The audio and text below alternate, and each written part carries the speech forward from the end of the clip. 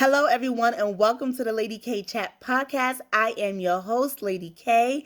I would like to thank you and welcome you for tuning in. And today's episode is called How Do We Do This? How do we do this surface around co-parenting? As we know right now, during COVID-19, we can imagine how difficult it can be to co-parent. So I have two questions to the parents. So my first one is, one, are you co-parenting fairly? And two, do you even know what healthy co-parenting looks like? And if you had to stop and think about that to yourself, I definitely urge you to tune in right now as this episode plays so my guest, Miss Lourna Charles, can give you insight on how to have a healthy relationship during co-parenting and COVID-19. Stay tuned. The following podcast is a Lady K Enterprises production.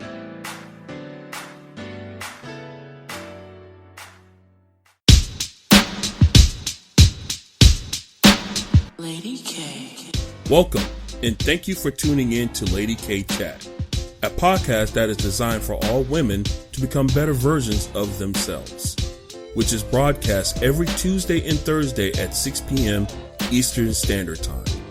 Various subjects will be speaked upon, such as relationships, personal development, health and wellness, wealth building, children, and so much more. She is a two-time Amazon best-selling author, an international speaker, and life coach. She is Kalima, aka Lady K. And now for your host, Lady K. Greetings, everyone, and thank you for listening into today's show, which is called How Do We Do This? Today's show is about co-parenting during COVID-19. And to be honest, for the past couple of weeks, I have been seeing and hearing a lot of people going through hell co-parenting during this time. So when I saw that, it really probed me to contact my guest speaker today, because I know for a fact that she specializes in this area. And not only that, she has an extensive background in the mental health industry. She is the CEO of Grace Lee Counseling Services. Please help me welcome Miss Lourna Charles. Welcome, Lourna. Good morning, Miss Kalima. Good morning. Thank you for having me. I appreciate the opportunity to share with the people regarding this topic. Thank you. I appreciate it, Lourna. Yes, it has been like mind-boggling to me, like I said, over the past couple of weeks, how I'm just seeing people go back and forth and, hearing the conflicts. And in the back of my mind, all I keep saying to myself is like, why can't they see what is best for the child? Why can't you put your personal differences to the side? Like, can you agree to a certain extent? Of course, to co-parent amicably after a split is a challenge for many, many people. Right. But for those who are able to make it, the child or children have more stability, more security, and a more supportive relationship with both parents. I call this the 3 S's: stability, security, and support. I love that. Yes, ma'am. And stability is one thing that a child need. And you know what? It's kind. I'm gonna jump a little bit sooner because you said stability. What I'm seeing is some mothers, right? I'm not gonna say some mothers, some parents, because it all depends on the circumstance. I see some parents who are the sole provider of the child, or who has the sole custody because they live with them. They're asking the other person, if they was an essential worker, instead of, you physically seeing a child, can you please, let's find another way to do this. And then when you hear the other parent say no, they think they're hurting you. But in all reality, you're not giving that child the stability. And when I say the stability, you're not doing the contact that they're used to. So imagine if they're used to going to that other parent house, right, every week, right? Mm-hmm. But at this time, we decide to play it safe. And I say, hey, instead of him coming over to you, call him.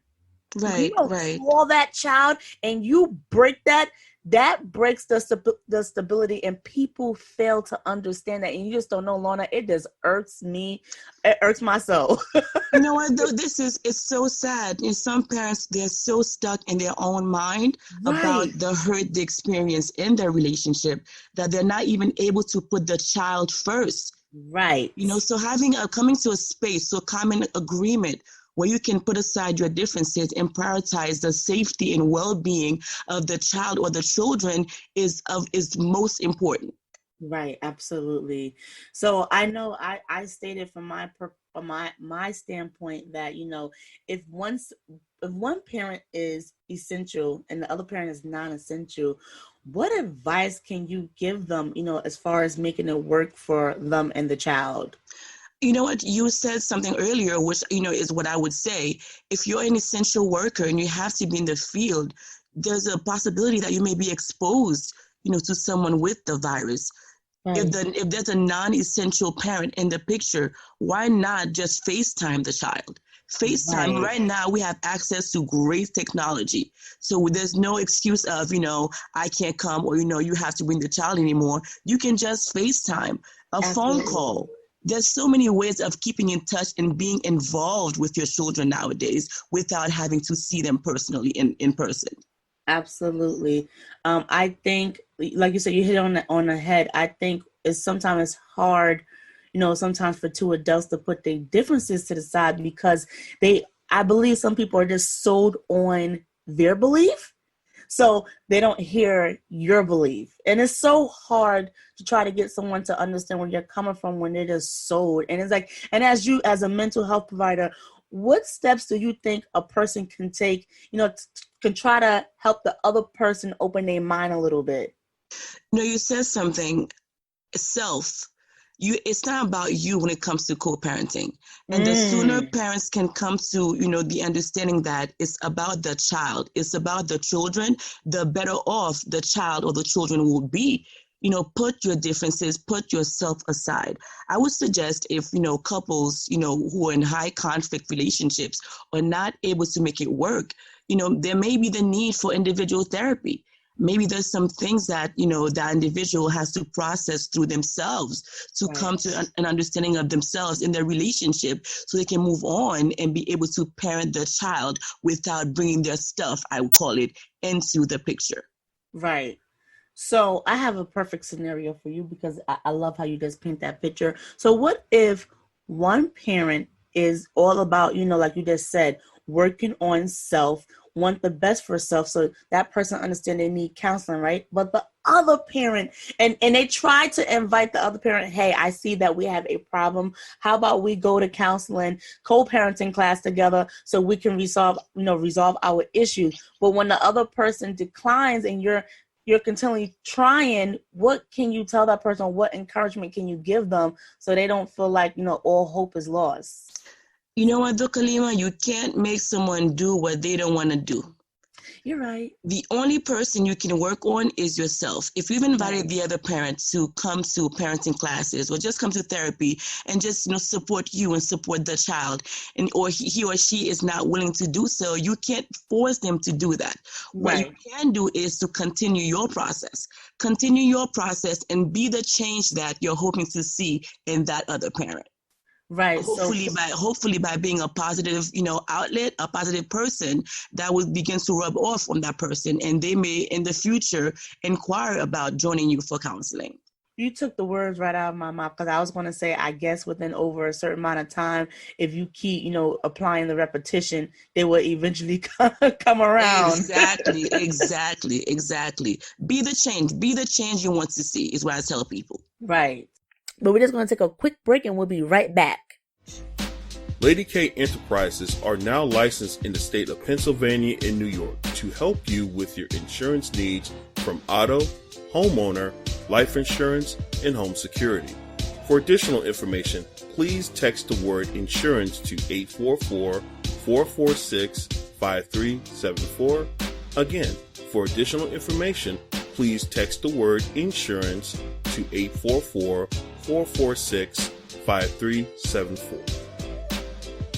And I also want to say this too, word of advice, because, I've been through it. I want to say it does take time because, you're hoping for that person to come around, and sometimes it can be overwhelming. But I'm going to say, what advice can you give someone who is the one that's being the bigger person, and they're trying to gradually wait till the other person come around? And I know in their mind it's a battle, but what coping skills can you advise them so they don't burn themselves out trying to, stretch themselves thin? You know what? Putting the child first. If in your mind you're doing the best you can for your child, it doesn't matter about the other parent. Okay. The coping technique is not to stress yourself about what he or she is not doing. Focus on, what you and the child is doing, how you're working with your child, what it is you're doing, what you're trying to instill in that child. And hopefully the parent will come around. If we make the child our priority, we're not stressing about, what my ex-partner is doing or not doing.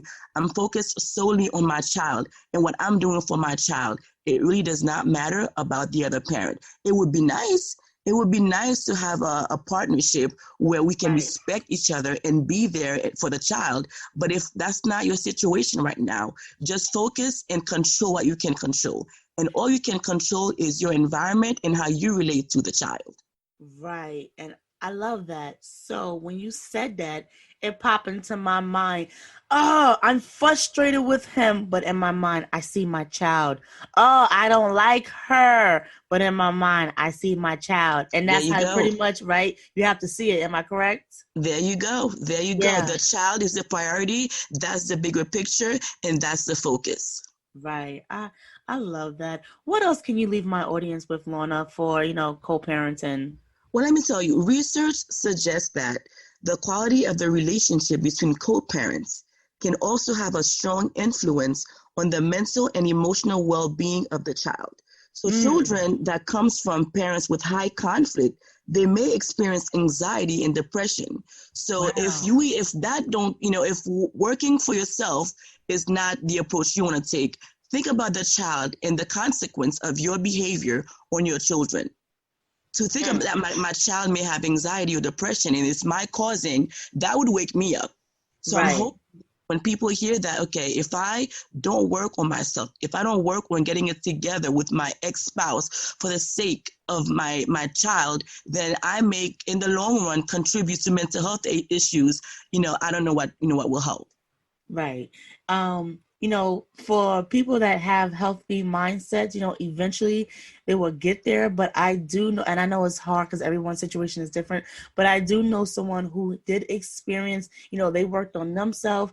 They realized their child was acting out, and then they try to get their child into counseling. And when the woman tried to make an attempt to talk to the ex, he looked at her like, oh, this is just another one of your games. And it was so sad that everyone else around the child can see that the child was acting out, but the other person in his mind, he just act like, oh, this is nothing. It's like, it's so sad that some people, Lourna, are actually just like that. They just think you just making up stuff and they just don't want to see the facts. Let me tell you, I see this a lot in my practice, where parents, it's not, I'm not the problem, it's the other parent or it's the child, not realizing that the high conflict that they're experiencing in their relationship is causing maybe the acting out behavior in school, maybe, the anxiety, the depression, or being standoffish. And sometimes you have kids, they come into the office and your heart breaks for them because genuinely you can tell they love both parents, but they feel torn. Right. And you know what? Even on my ex-husband and I, even though I want to say we're cordial, when it's time for my son to go see his dad, even though we're not seeing eye to eye, I always tell my son, I was like, are you ready to go see daddy? Daddy's ready for you. Like, I always try to, make my son excited for his dad, because how I feel about his father has nothing to do with my son. That's beautiful. That is beautiful. And that is an example of someone being able to put their differences, their feelings aside and prioritize the need of the child. You pump him up before he goes. Like, oh, mommy's happy that I'm going. Oh, okay. that might even surprise him. Right. Even to call him, hey, let's call daddy. You know, it doesn't matter how my son is feeling. I always try to encourage him, hey, go see your daddy. Call your daddy, or you want to FaceTime your daddy? You know what I'm trying to say? Because some women are so bitter that they don't even do that. And it's like, again, you know, when you're with your girlfriends, you know how we do. We have our little talk. That's with your girlfriend. You know, there's a time and place for everything, right? Right. But you know what, though? You're doing the work on yourself, and it shows in how you talk to your child. Right. Right. Absolutely. I love it. Lourna, I thank you so much. Where are you based at? Well, I'm in private practice. I am at 529 Seven Bridge Road, Suite 102. I can also be reached, via IG. My handle is @Gracely Services. Okay, and what, I know you said the address, but what state are you in? I'm in East Stroudsburg, Pennsylvania. Nice. Okay, shout out to East Stroudsburg, Pennsylvania. Awesome. My phone number also is 570-431-3081. Right now, we're accepting new clients. Okay. So feel free to even contact us via Facebook, Gracely Counseling Services on Facebook. Okay, so I have one more quick question for you. Do you offer teleservices, and are you only licensed in the state of Pennsylvania? I am licensed only in the state of Pennsylvania, but per my license, I am able to see other people in other states. And yes, I do teletherapy.